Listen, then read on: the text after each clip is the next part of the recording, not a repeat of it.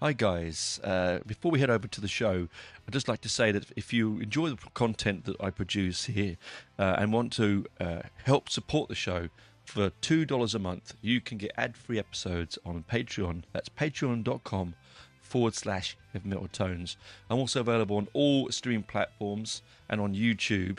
Please do head over to either one of those to support the show. If you feel so inclined, please do email me at heavymetaltones@gmail.com. That's heavymetaltones@gmail.com, where you can request, show ideas, album reviews, interviews, and so on. Otherwise, just sit back, relax, and enjoy the show.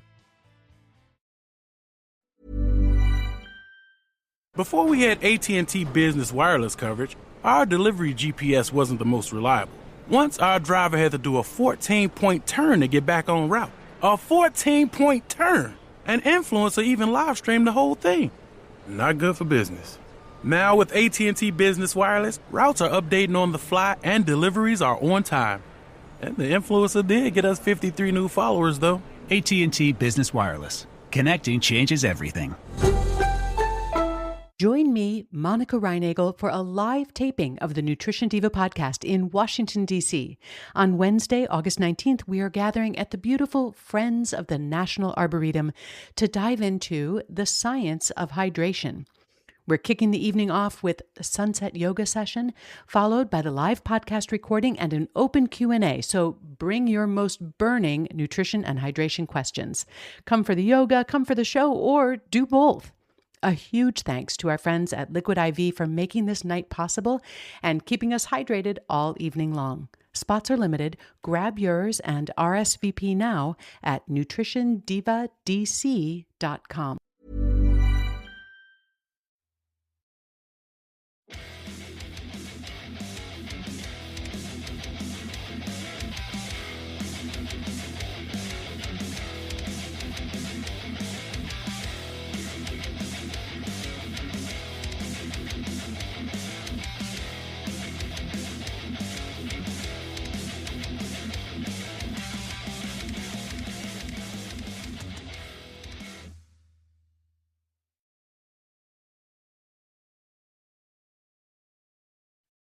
Hi guys, welcome to this week's episode of Heavy Metal Tones with me, your podcast host, Tony Evans. This is quite a monumentous, is that the right word? Monumentous? Is that the right word? Or is it? Yeah, monumentous few weeks coming up for us at the show here at Heavy Metal Tones headquarters. It's 5 years since I started the show on the 26th of August this year, and it's it's quite an interesting time personally as well for me. Unfortunately, as I mentioned last week in the introduction to the show, there's been some things going on in my personal life, unfortunately, which has stopped me from being on all the social medias, and I've been a bit lax on my Facebook posting and all that sort of stuff. My darling wife of 31 years has been very sick and in hospital, so I've been sort of um, either by her side or worrying about her. So I haven't really had the chance or the brain capacity. Last week's episode, the interview I did with Vlad from Bessamora, I didn't do a great job with the editing. It's a good interview, don't get me wrong, but I think I'm going to go back and relook at that. Was sort of happened right at the point when um, my darling wife went into hospital, and so I sort of wasn't all in the right headspace. I probably should have thought about taking a second chance and listen and redid it. But anyway, I mean, it still came out all right. But I'm going to sort of relook at it again and probably retweak it for them because the band deserve more than that. There's just a few bits and pieces in there that I probably could have edited out. It doesn't matter. Either way, it was still a good interview and I loved it, and I hope you enjoy listening to it. Well, as you can still hear, I am still ploughing through a cold as well. So it's a bit of a a bit of a tough time over here at Chateau Evans. Anyway, I thought that this week, instead of just I was going to put a best of on a classic episode. I really was. I sat there thinking, oh, I haven't got the headspace for this. But then I sort of I don't know. I was on the way home from the hospital, and I thought, I'm gonna no, no. I think it's if I do this, it'll be good for me mentally, and it'll be good all around. So, this episode is a two-part. It's a two-part episode leading into our fifth year anniversary episode. Now, this is something that purely is for me. I mean, it's a selfish thing on my part. I know you might say, but think of your audience. Well, I do think of my audience, and I'm always thinking of my audience. But I really, really I wanted to do this album for a long time, but it's not heavy at all. But it is a very, very important album to me personally, both emotionally and spiritually. It is an important album to me. Now, why is Marillion's third album and most successful album, Misplaced Childhood, important to me? Well, if you've listened to episodes back in the past where I've talked about albums like Script for Dexter's Tear, Fugazi, Clutching at Straws, um, you could say, well, you've skipped one, and I did skip Misplaced Childhood because it's a hard, complex album to talk about in a single episode. It's a hard, complex album in my life to sort of skip over and be churlish to say, hey, it's just an album I like. Now, as you all know, listening to this show, if you're new to the show, well, listeners, then I am a diehard prog head, both modern and classic prog. I love my heavy metal, I love my punk, I love my blues. You know that. If you don't know that, that's what I'll do.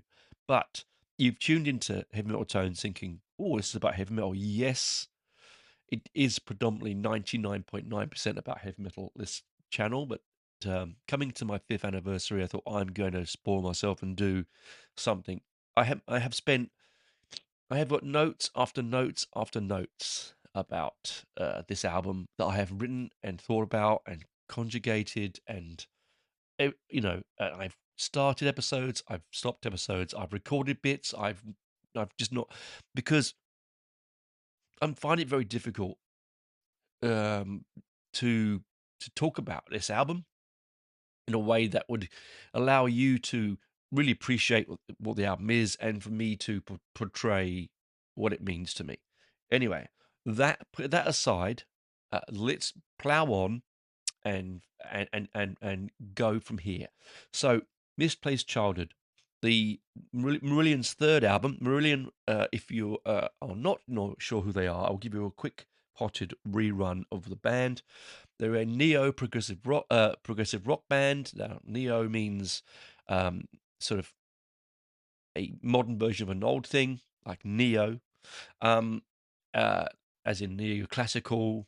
So it's a neo progressive rock band. So they're a band that formed roughly in around about 79, 80, but I've been playing a little bit before then. But people from all over the country, from Scott, not from Scott originally, but from Stephen Rothery formed it with. Oh no, I should apologise. Mick Pointer formed it.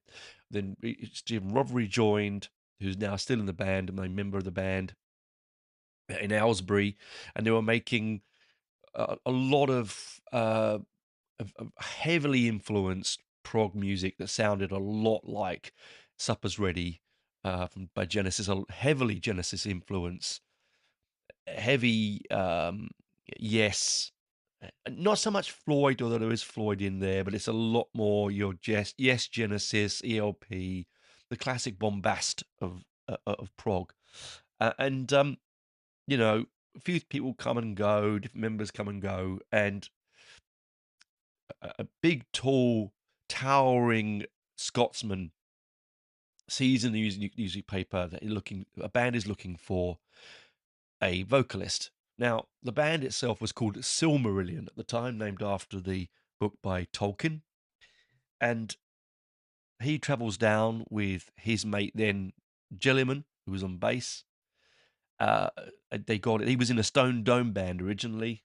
Anyway, they get taken into the band. Mark Kelly from Chemical Alice joins on keys. Peter Travaris joins on bass, and he's from the Meteors. He's played in punk bands, he's played in rock bands, and it's quite an interesting choice when he joined the band. And so, therefore, you have your then original lineup.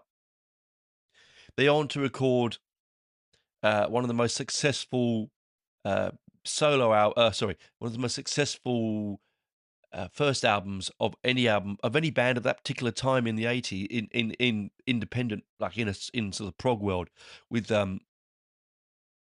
debut album, sorry, with a script register's tier, because they've been touring it religiously up until that point. They brought to the world a sense of um, a sense of theatre and drama and uh, intellect that was stolen slightly when punk just took over.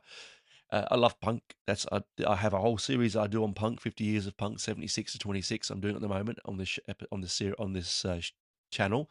But there has sort of had been pushed aside, dinosaurs that they thought they were, so on and so forth. But they brought this sort of sense. I think a lot of the teenagers that were really getting into the band, like Marillion, and of course the whole neo prog scene with bands like IQ and Pendragon and so on, because those kids had listened to their big brother's record collection or their dad's record collection, and they wanted a bit more of that sort of close to the edge kind of sound, or foxtrot, or Land Lies Down on Broadway, whatever you want to choose. They want that. So there you come. You've got this incredibly sort of dark, mellifluous, almost sort of Freudian dark edginess, angularity to it, with script registers tier, which did, as I said, very, very, very well. Good singles off it, like Garden Party and Marcus Queer Heroes. And then they get their troubled second album, Fugazi, where, you know, they'd made the studio EMI had given them a lot more money, the label. The album was a lot more verbose, a lot more personal, a lot more wordy, as Fish would say, and a lot more sort of, I don't know, it was a lot more like drug fueled. Is probably the right way to say it. One of my favorite albums, in fact, it's actually my favorite Marillion album. Second one, Fugazi. There's a lot of parts of the album that flounder. There are parts of the album that are genius. There are parts of the album that um, I don't understand what they were doing, but it doesn't matter. It was wonderful. Of course, then there's a break. They then go to make the third album. Now, here's where we get Misplaced Childhood. This is when Misplaced Childhood comes tumbling in. The studio, I keep saying studio. The label EMI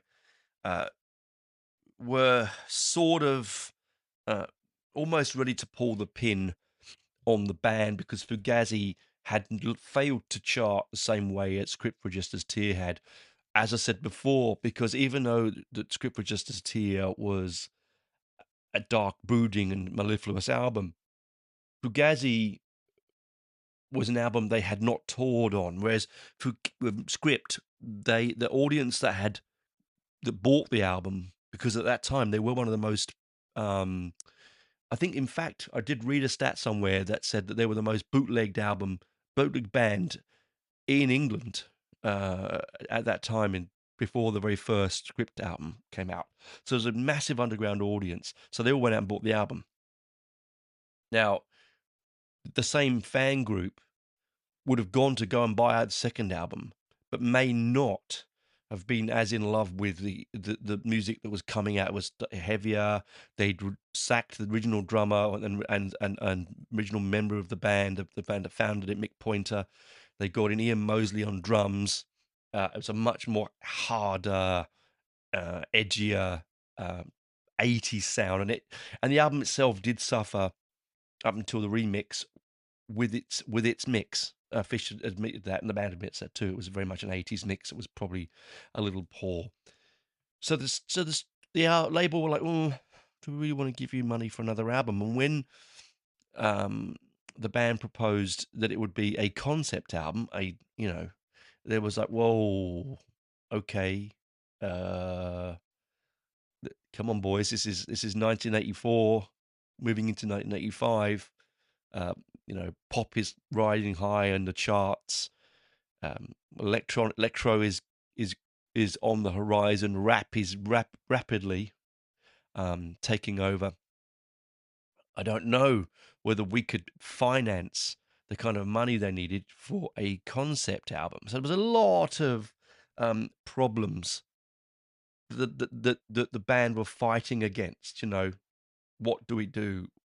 Can we do this? Will the label do it? Now, luckily, uh, for whatever reason, the label was like, "Yep, okay, we'll do it. We'll finance this album."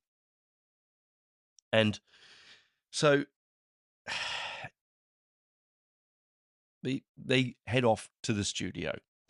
They look for a producer. When they get the wonderful, brilliant, and fantastic Chris Kimsey, who I've spoken to about before on the show, who worked on a couple of my favorite Killing Joke albums. Brilliant, brilliant producer. Far more underrated than as very underrated, unfortunately, for his abilities. He's people don't talk about him as much as they should do. Anyway, that's where we're gonna stop there for the moment into the story of the band. I'm gonna now talk about where I come in. All right, picture the scene. I'm on a now. Okay, how do I describe this? When I was at school, I went to a special school for children with learning difficulties. I'm not going to beat around the bush. I did. I'm not embarrassed about it. It is what it is. I had a very very severe nervous disorder where I couldn't really mix with children. I had alopecia, so my hair was falling out, and I was also not because I had run away from school a lot. My education was waning. Now, a lot of that has to do with what happened in my home life. I don't really want to dwell on that, but those out there who are suffering with this kind of thing understand that if you listen to this now and you go to yourself, I don't see an out from this.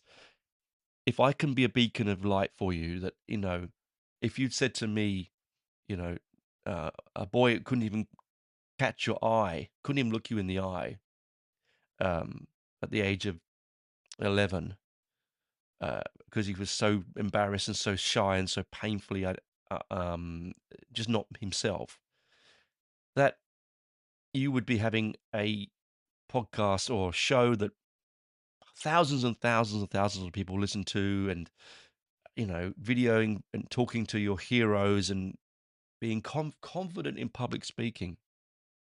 You would look. I would have just looked you in the eyes and laughed. So if there are people out there who think that, just think about me. I can do it. If I could do it, so can you. And I hope this is uh, a help for some people out there struggling. So, as I said, picture it. There I am. I'm at school. I'm with my best friend Justin, a big, burly, physically domineering character, and one of the most intelligent and witty people I'd ever met in my life. It- I consider myself someone who knows a lot about music, and through a life of constant um, listening, studying, watching, chasing, I get to where I am now. Justin was almost like that when we were 12 or 13. He just was there. He came for me fully formed. He had this um, brilliant knowledge, particularly around like prog and heavy metal and heavy rock. He was just amazing. Anyway, Justin, he's out there still, listens to the show, and I know he's a good guy. He's genuinely one of the best guys I've ever met. Anyway, uh, we lost contact when I moved to Australia, but that's a different story. We still talk to each other online. Vice versa. That's got nothing to do with it. Vice versa, is it? No, that's the wrong thing. That's the wrong word. Anyway, picture it. We're on a. I think it was a Thursday. No, I could be wrong here. one day of the week, we had a sports day, and we were allowed to walk from school to the local um, sports hall because we were Justin and myself and a couple of the boys were considered to be above trustworthy. So we'd come out to school and we'd go to the chip shop that was near the school. I didn't have any money because I was poor as a church mouse. Justin had a little bit and he'd buy large chips and the Savoy and share the chips with me. And we'd walk up to Pickett's Lock Sports Centre. But on the way, we'd often pop into the shops and have a look around. And I remember going into Woolworths then, which is not like it is in Australia, Woolworths that sells like just food, or in America, it was basically it sold everything. If you went to Woolworths or Woolies in the UK when we were kids, you could get nails, you could get glue, you could get a guitar, you could buy records, you could go and get sweets, you could buy food, you could get a stereo. It sold everything basically, like the Walmart of America, right? But not as big. And I remember vividly picking up one point now. It was In Excess's Kick. I remember picking that up and just saying, "Oh yeah, it's a great album, great album. I got that for Christmas." And I put it back down in the rack. But then we walked around the corner, and he pulled this vibrant album out from the end rack, and it was Marillion's "Misplaced Childhood." It only just come out, probably maybe 6 months previous. I think around maybe 6 months. Could be a year. I'm not actually that sure. And I thought he showed me it because you got to listen to this.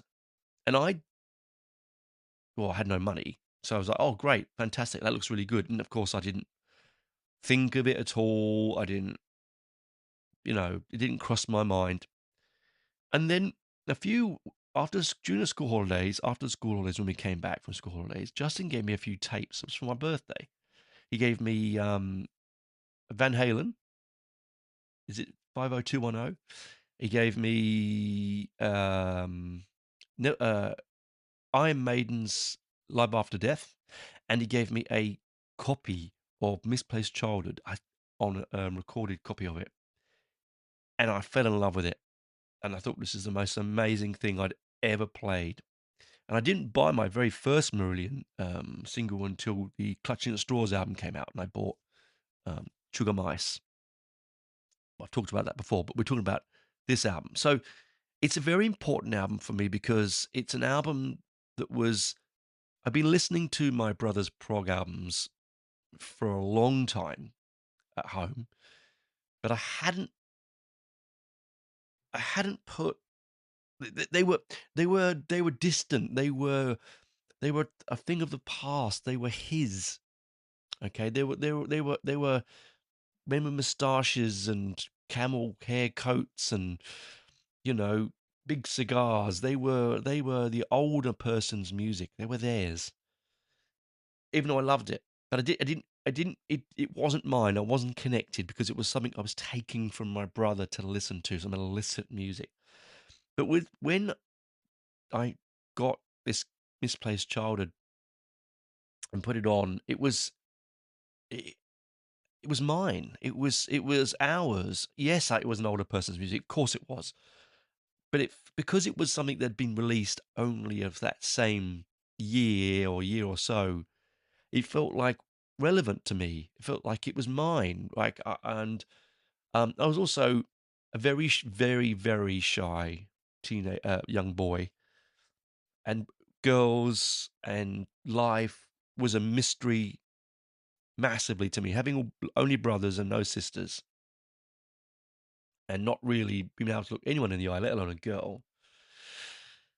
The sort of imagery that was portrayed in this album was really special because lyrically, particularly lyrically, even though words were a mystery and an anathema to me, I still loved them. I still wanted to understand them. I wanted the written word was a wonderful, magical, creative thing. Being a painter and a sculptor as I was, my only outlet for creative of being of making any kind of sense in the world, I thought that the written word that was formed into the lyric of a song was more magical than the written word in a book, because it was a communication tool right directly into my soul, right directly into me. And I didn't need to about to sit down and spend hours being able to read it. It could be told to me in verse with music that created an emotion that I could justify and add my own thought of that emotion to that music, whether it be heavy, whether it be light, whether it be soft or angular. I could interpret it any way I wanted, but didn't need the ability to be able to read that page. And so it was a massive world open to me, that in prog. And because prog is intellectual music, it always has, it always will be. It has an intellectual air to it, without being all pompous and Monty Python-esque. It is an intellectual music. And so out comes this album. I live with it. The band suddenly becomes the only thing I'm all consumed with. I would go and as I've mentioned before, I'd go to that shop in Oxford Street in London and get the bootlegs. I would buy bootlegs with money that I had saved. I didn't have any pocket money. We didn't get pocket money, but if Granddad gave me some money, which he used to every year, because I couldn't have chocolate because of my migraines when I was a kid, Granddad would give me money. I would put it aside and I would spend it, and I'd go and buy albums. I got Clutching at Straws picture disc album off my brother for Christmas. I'll never forget it. I remember seeing it for weeks before Christmas in his cupboard, knowing that it was going to be mine, even though I knew I was getting. I could not wait to unwrap that album and put it on my turntable. Well, my shitty little turntable that I was given after. It was an Amstrad Tower, actually, that my brother broke trying to fix and then gave to me. So all that worked was the record deck. It doesn't matter. It does not matter. I would put it on that. Side note, I do remember playing um, Billy Ocean's, a couple of Billy Ocean single. I can't remember which one it was now, because I found it on the bus. Someone left it on the bus, took it home, played it on that particular deck. Just memory just came back then. Anyway, that aside, so you can see I was consumed by this band. I'd listened to everything. All the first two albums, I'd listened to Reel to Reel, Inside Out as a live album. I listened to them. I knew more about them. I had every book that I could find. I got given for Christmas after begging my father to get me Marcus Quihero's the biography of the band, which is really hard to get hold of now, by Mick Wall. I'd love a copy of it. If anyone out there want one and wants to send it to me, please do. I absolutely would cherish that again. I read that page to page, cover to cover, inside and out. I had picture albums, picture books. This is pre-internet, right? Every time they were on a magazine or in a music newspaper, I had it. So, Misplaced Childhood. This is why Misplaced Childhood is so important in my musical growth and my person who I am. Now, you're coming to this program, you're thinking, I don't know Marillion. I've never heard Marillion. I may listen to it. It's not heavy. I'm going to give you, there's a caveat right off the book, a boat there. It's not heavy, and I don't care. It's not heavy. There are heavy moments in it. It is beautifully made. It is a solid rock album with classical whimsy and prog coloration throughout. But it is not a heavy album. If you want a heavy album by Marillion, Fugazi is the one to go to, even Clutching at Straws. Anyway, that is where I come in. So we'll have a little bit of a break, and then we'll talk about the album itself.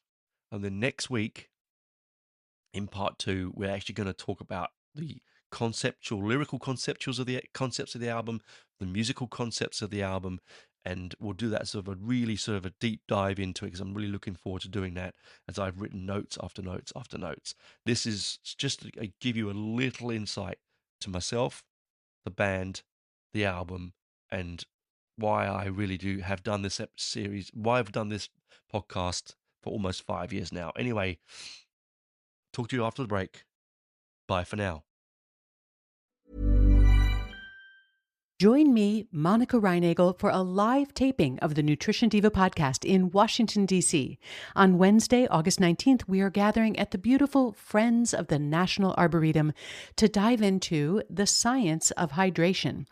We're kicking the evening off with a sunset yoga session, followed by the live podcast recording and an open Q&A. So bring your most burning nutrition and hydration questions.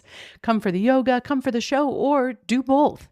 A huge thanks to our friends at Liquid IV for making this night possible and keeping us hydrated all evening long. Spots are limited. Grab yours and RSVP now at nutritiondivadc.com. More people, more devices, more AI. The way we live today takes a lot of energy. Wind and solar are powerful, but not always available. That's where natural gas comes in, with reliable energy whenever it's needed.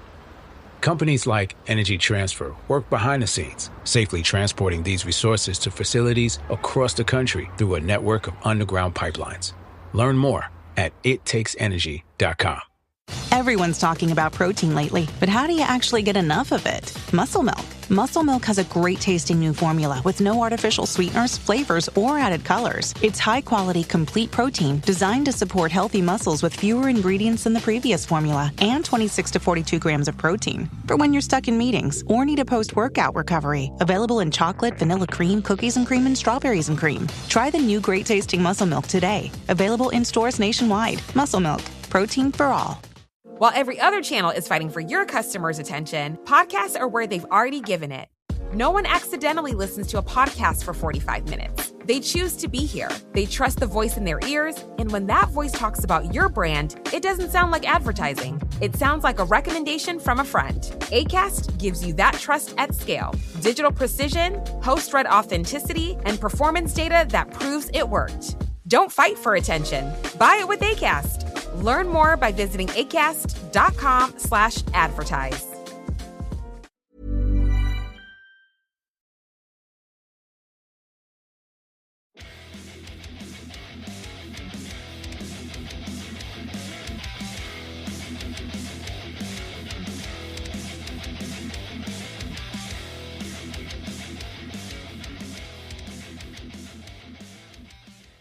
Welcome back to part 2 of this first part of a 2-part series looking into Marillion's third and most successful album, and an album that means a lot to me, Misplaced Childhood. Now, it was released originally on the 17th of June in 1985, and like Script for Justice Tear and like Fugazi, it was released on the gatefold album cover with the artwork that was created by Mark Wilkinson, who was commissioned to do all of the Fish era albums and all the 12-inch singles and singles. The front cover features a soldier drummer boy portrayed by Simon Brown, a then 12-year-old boy who lived next door to Wilkinson. Brown also appeared on the artwork of the album's 3 hit singles, Kaylee, Lavender, and Heart of Lothian. It can be seen in the music video for Kaylee. The jester from the 2 previous studio albums is imaged on the back, escaping through the window on the back cover. So, this is for those that don't know much about prog, imagery is key and king. It's the linchpin to what makes prog slightly different to everyone else, apart from maybe the musical playgrounds that they are playing in. But there's imagery, like like the sort of stereotypical early heavy metal, where it's all wizards and darkness and black and the devil and blah blah blah. This is a similar thing with that gets sort of washed around, unfortunately, with prog. It's all about wizards and Gandalf and bard's tales. Yes, it is, but the music, this particular band didn't do that, apart from maybe the epic 12-inch Grendel. They just took that imagery. It sort of comes through in the opening lyric and Script for Jester's Tear. I think that they locked themselves into that imagery by using the lyric for Jester's Tear. It's just a way of saying, hey, You know, even the most verbose, bright and brash and out there person does cry. It does hurt. Does like Shylock said, if you prick us, do we not bleed? Right. So there is always a flip side to the coin, the image that you are shown, and so the album cover is very much something that you can ponder over a lot. The barefooted drummer boy, the magpie, the rainbow through the clouds, the escaping the room. There's always an image. There's always an image link with brilliant prog albums, particularly with Marillion, with their covers always linked in a beautiful way. And Mark Wilkinson being one of the best sort of airbrush artists ever. He did Judas Priest. Does Iron Maiden now. Amazing. It was released on EMI Records on a 12-inch picture disc album, which I have, the ordinary album, which I have, also on cassette. And I have probably about 6 versions of it on cassette, and a lot of them are weird ones. I've got Indonesian ones, I've got a Russian one, I've got Australian print, I've got a US print, I've got a European print, I've got one from Jakarta, I think. No, it's Indonesian, that's right. I've got quite a lot of different prints of it on cassette. Because it was cheap to manufacture on cassette and put out. And the Asian markets still have the highest amount of cassette usage in the world, even now. It went on to be the biggest selling album for the band. It topped the UK charts, becoming the first and only Marillion album to do so. It went straight in at number 1, which is outrageous, and stayed in the charts for 41 weeks, the longest chart residency of any of the band's albums.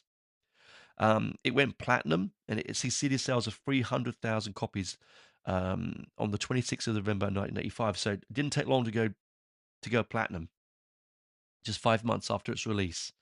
And it was the 20th best-selling album in the United Kingdom in 1985. There you go. I sadly didn't get a copy until I got a second-hand copy of it, much, much later, because I didn't have the money to do so.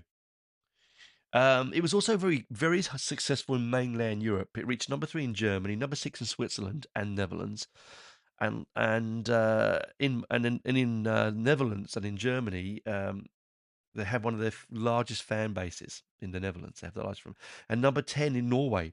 In the United States, it also it was released on Capitol Records, which I have a copy of, as I said. And the label reached on Capitol Records, it reached number 47 on the Billboard 200 chart, which is pretty good for a band like Marillion. That I'm sure if you ask 2.8, 287 million Americans, they probably wouldn't know who they were. There's 3 singles that came off the album: Kaylee, Lavender, and Heart of Lothian. With the first preceding the album, Kaylee, peaked at number 2 in the UK. It didn't get to number 1. I remember the fuss that didn't get to number 1. It got pipped to the post by number 1 for number 1 by Do They Know It's Christmas? I believe I am correct in thinking that one of those charity records, whether it was Do They Know It's Christmas or it was to do with Live Aid. Now, Marillion at that time, this album was so successful, Marillion were asked to do Live Aid, but they couldn't do it because they were in the middle of a very heavy European tour and couldn't get out. And it was one of those things they asked their manager, should we do it? The manager's like, oh, I don't know. And I think they should have put their foot down and done it, because it would have given them massive exposure. But hey, it is what it is. And then, of course, that number 2 single, because of the single success, that pushed the album into being number 1 straight away. The other 2 singles have lastly less successful. Lavender reached number 5 and Heart of Lothian reached 29. That's often the case on an album. What used to be in the 80s, the first single would be a barnstormer. The album would come out, the second single would do pretty well, and then by the time the third single, or even the fourth single is released, it's usually in the bottom end of the charts. Not so much of people like Madonna and Michael Jackson and Elton John and people like, but the sort of, the bands like Marillion and things like that. Iron Maiden's a good example as well. That's what often would happen.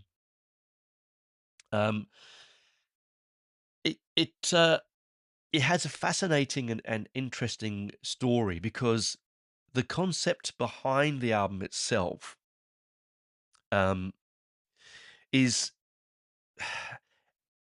obviously we're looking at misplaced childhood. So the story that of someone's child, that long forgotten youth that you've thrown away slightly, right? That the youth that you've regret losing because we'll look over our shoulder, don't we? Go, whoa, I wish I was 16 again. Not all of us. I will tell you that now. Up until the age of about 19 to 20, like you could probably stick it and I'd have another life. Thank you very much. Anyway, um, that aside, this is a semi-autobiographical, which all of Marillion's Fish era albums tend to be. When Fish says this is a semi-autobiographical album, look, I mean, when you write a deeply personal and wordy lyric as well as Fish does, you're not writing about things that mean nothing to you. It's no real good saying, I'm going to write this song about, um, I'm going to write a song about the Napoleonic Wars because I wasn't there. It doesn't mean anything to him. It doesn't relate to him. So songs like, you might say, well, but what about Grendel? Yes, but that's an early form of the band, slightly different. But songs like Forgotten Sons, Fugazi, they mean lots to them because we were living in that time of race riots, race violence, anger, prejudice, the Thatcherite eras, and so on. So it meant something to him. So what you write, people have scorned Fish in the past. I've know people that have said that he's too old, he's too um, schoolbook rhyming lyric. He's too misogynistic. But then is he misogynistic? If you are writing music about your personal view and your look on life and you're a male, well, what are you going to be? You're going to be a feminist. You're going to be talking about yourself, your point of view as a male. Therefore, that is misogyny. Is it not? Is it? I don't know. But I get a bit annoyed when people wank on about that shit. It really pisses me off. Anyway, that aside, so he writes a differently personal lyric. So really, things like, every album is an autobiographical album. This one probably more so than ever because he's writing about a period in his life, his love life, and he was quite a Lothario. He's been married a few times, had a lot of romances, but it was also fueled by a massive binge in drug taking, LSD being the main one. Why? Because success brings money, money brings uh, spare time when you're creative brings uh, boredom, and boredom then is filled with, hey, what do we fill it with? Well, drink doesn't do it for me anymore. Let's try this. Let's put this up my nose. Let's put this in my veins because this will help me be creative, which is an absolutely it's bollocks, basically. Right? It doesn't make you be creative. Yes, it fuels creativity, but it doesn't create. It's a destroyer of creation. It's just a aid to creativity. Unless you have a creative thing going and you take it, not fine. I don't believe in any drug taking, but you know what I mean. If you take it to become creative, a la Black Sabbath, good example. Marillion's good example. Floyd is a good example. Major bands, all they end up doing is making an album, writing a book, painting a picture that's nonsense. That it is a trying to create and refine that spark that was Fugazi, that was Paranoid. You know that. Look at look, that was, say, I don't know. I'm trying to think of authors. I'm not great with authors, but and the book analogy. I'm sure there's a book analogy somewhere in there. The destroyer of creativity and personality, falsehoods. So he's taking this drug while making this album, and things become extremely personal.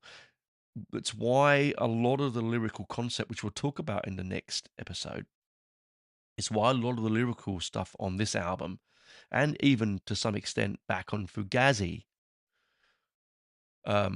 were sort of very difficult to define and understand until you read about it. So this is a journey of a man looking through his the lens of a childhood through breakups, lost loves, and in a sort of very Kerouac, very beat poet way, in such a way that more so that it echoed into Clutching at Straws, which was extremely Kerouac and beat poetry, very very 60s orientated. This feels more like it does have a sense of the pompous, verbose. It has the sense of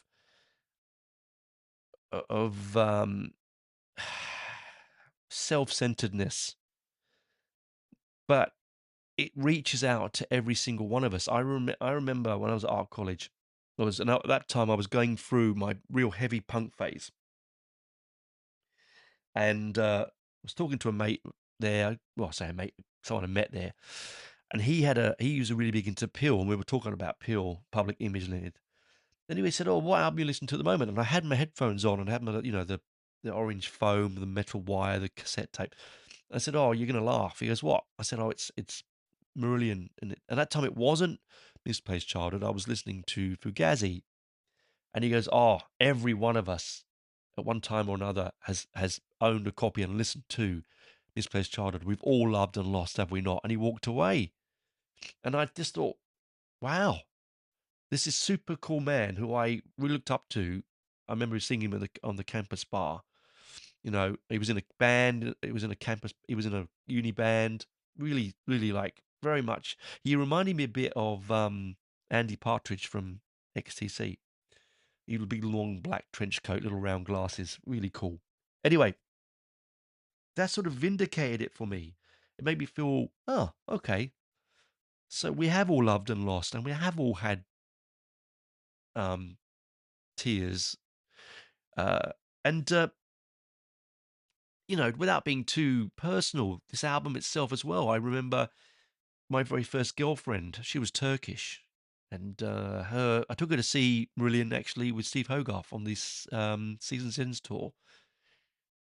We broke up, inevitably broke up. Her parents did not like me being Jewish, B not Muslim, and being not Turkish, and I'm poor basically. Anyway, we broke up via the this is very romantic, via the use of a payphone. I rang her, she broke up with me. I walked home the 2 kilometers or a couple of miles back to the house, and on my cassette player I had Misplaced Childhood playing. And I got home and I cried my eyes out, and my mum put her arm around me and said, "Son, it's always going to happen. This will happen, my little boy. This will happen." And I just lay in my room in the dark, looking out the window at the street lights, yellow glow, the warm yellow glow over the garden and the trees, listening to Misplaced Childhood. I'm not sniffing because I'm crying, I'm sniffing because I've got a cold, but it does bring back those memories. So you can see again why it's so personal. I've lost track where I was coming from now. Where was I? Where was I coming from? Okay, yeah. So Fisher's drug fueled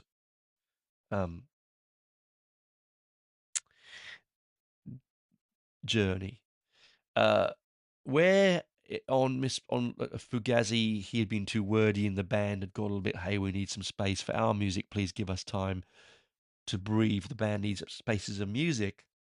He did. He did cut back and pull back on the lyric. The lyric is a lot more considered and a lot more understandable. There is legend that he says that they wrote the lyrics for most of the album on the day they were recording them. Didn't have them. He had bits and pieces, and he wrote and sang them in the studio, sort of like in a stream of consciousness. I have a great bootleg of this. It's one of the best bootlegs I own. In fact, it's probably my most treasured album. It's live at the Marillion during the Fugazi end of the Fugazi tour. No, sorry, just in the beginning. Yeah, end of the Fugazi tour, in between album tours, and they're about to play bits and pieces of Misplaced Childhood. In fact, it's a very early version of Kaylee on it before it was recorded. And Fish says, this is the opening. This is one of the songs off the new album. The album has 2 tracks, and it says side 1 and side 2. And exactly what it is. It's an album where it's a stream of piece of music. To take the singles off it, I don't know how they did it. They did it. You can see how the singles come off it. It's a bit of a weird album that the singles, they're single material, but they weren't written as singles, and they come off as singles because back in the 80s, record labels would not let you just release an album and that's it. You had to have collateral to promote the album, singles, music videos, promotion, blah and blah. So we get Kaylee, we get Lavender, and we get Heart of Lothian. So the album is considered, interestingly, I didn't know this until I was doing my research only recently, but Classic Rock Magazine thinks it actually has it written as has it in the charts at number 20 of the greatest number 20 out of 100 of the greatest prog albums of all time. Concept albums, I should say. That really blew my mind, because amongst the hardcore prog heads out there was a lot of scoff over Marillion, because there are people that say they're not prog. There are people that say they are just rock and roll. There are people that say they're a pop band. They are by no means that now. Post Holidays in Eden, I can't talk about the band. I don't really know them that well. I haven't listened to them really very deeply. They are a prog band because albums like Misplaced Childhood, in an era when you have Kajagoogoo, Yaz and the Plastic Generation,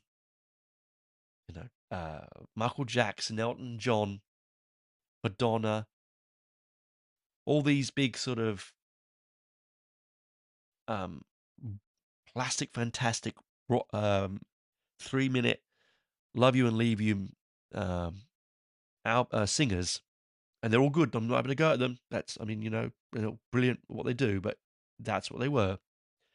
To come out and be bold enough to release a gatefold album with 2 tracks on it, in a time when, playing with the money that they took to make that album could have bankrupted them, and certainly could have bankrupted the album, the label. Big risks.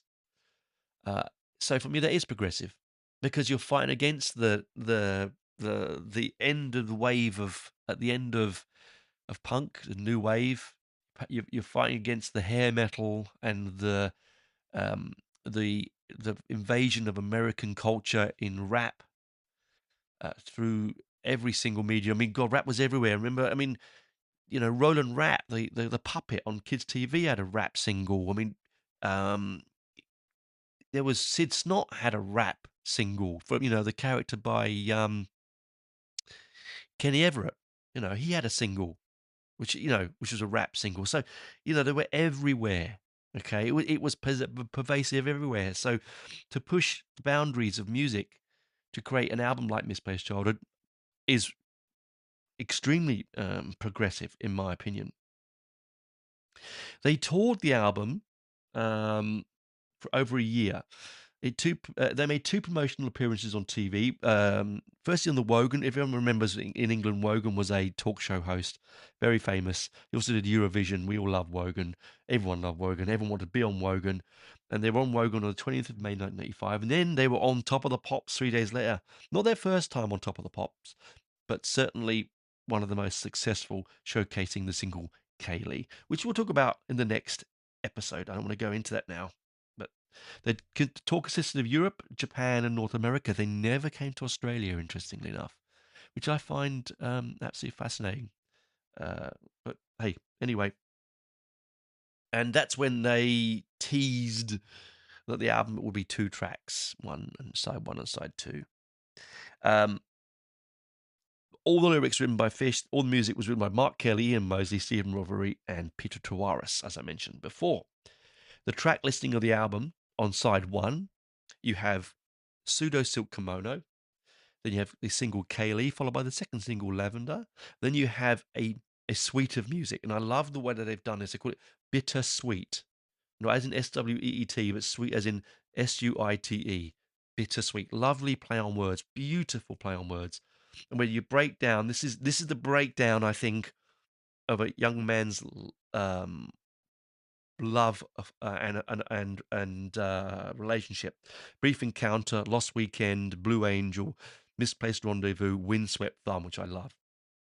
And then that little suite itself is only 7 minutes and 53 seconds long, so it's not as long. Then you have Heart of Lothian, which is another suite, which is broken into 2 songs, Wide Boy, Curtain Call, in 4 minutes. This is so a nod back to influence, isn't it? It's so the beauty and wonderful storytelling of prog that people who hate the genre don't quite get. When you flip the record over, again you have Waterhole and its other title, Espresso Bongo, which I love. Lords of the Backstage, brilliant. And then you get Blind Curve, another suite of music with Vocal Under a Bloodlight, Passing Strangers, Milo, Perimeter Walk, and Threshold. Right, there's a 5-parter. Again, so that's 9 minutes long, right? Then we get Childhood's End, ? And we end with White Feather. Great album. I have revisited it again over the last week or so while my darling wife has been sick in hospital. And so it's been a comfort, warm blanket for me. The album itself is musically, it's a move forward from the angularity and the anger of Fugazi. It's a sort of in-between dip into the ocean, because after that we have Clutching at Straws, which becomes that very dark, I said, Kerouac-esque beat poet kind of, sort of almost MC5 kind of infamy. Infamy. They've all got it, infamy. Whereas Misplaced Childhood, interestingly enough, is the music, the feeling, the whole overarching experience has a drips and is sweats with sadness. It's a very, very sad album. Don't let that put you off it, because it's not like, Open a Vein kind of sadness. Sorry, but it's not. It's just that every single one of us on this planet, every single one, has loved and lost. Every single one of us has had pain, emotional, brought onto them by someone they thought they loved or someone they don't love anymore. It is what life is, isn't it? It's like waking up and going to bed. It's like eating and drinking. It's like, everything, blinking, breathing. We all, as a human species, we all do it. Even the most religious people in the world were loved and lost in some way in their lives. And this album it captures it beautifully. Now, we'll get to the lyrics in next week's episode, and we'll get to the music itself. And you might say to me, Tony, but I don't understand. It doesn't really capture my love, my thought of lost love or lost chances. But if you do think about, listen to it, and listen to the way that Fish emotes, he's very colourful and verbose lyrical stylings on this subject. you will get to you. Now, Fish is a very, very smart man with a very wonderful vocabulary. And I think sometimes he can be caught in having, just because you know 4 words for the meaning of one word doesn't mean you have to use all of them. John Lydon is another good example of that particular thing. Very smart people sometimes using smart words to make you feel small. I don't think Fish is doing that. I think he's just doing it because he is an extremely creative and poetic man, and therefore he wants to portray his emotion through this medium of music and letting go, like he said with Clutching at Straws. For him, it was a exorcism, and I think this is an exorcism of lost love here. We will talk about the single Kaylee next week. There's some really interesting things wrapped around that single and around the stories around it, but that is for next week. I hope you enjoyed my journey into Misplaced Childhood, a little bit of history behind the album itself, the band itself, the direction. And next week we will go straight into the lyrics, the music, the background to the tracks, the stories. There's some fascinating stories there. I hope you are going to join me on Misplaced Childhood, a deep dive into emotion part 2, because this has been fascinating for me to get off my chest. And do stick with me, because in a few weeks' time, I'll have my 5th year anniversary episode on the 26th of August. Can you believe it? I started with a laptop and a shitty mic with no interface. The sound was terrible. People told me that I all this and all that, and I can't hear the words, and the music's too loud, and all this kind of stuff. Look into us now, man. Listened all over the world. It's amazing. Anyway, bye for now. Thanks for listening. Thanks for letting me get this off my chest. And we'll talk to you next week. Bye-bye.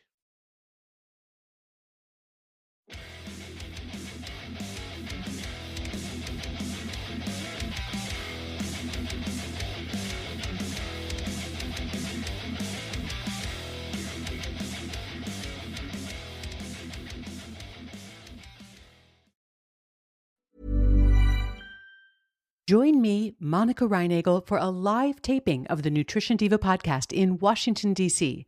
On Wednesday, August 19th, we are gathering at the beautiful Friends of the National Arboretum to dive into the science of hydration. We're kicking the evening off with a sunset yoga session, followed by the live podcast recording and an open Q&A. So bring your most burning nutrition and hydration questions. Come for the yoga, come for the show, or do both.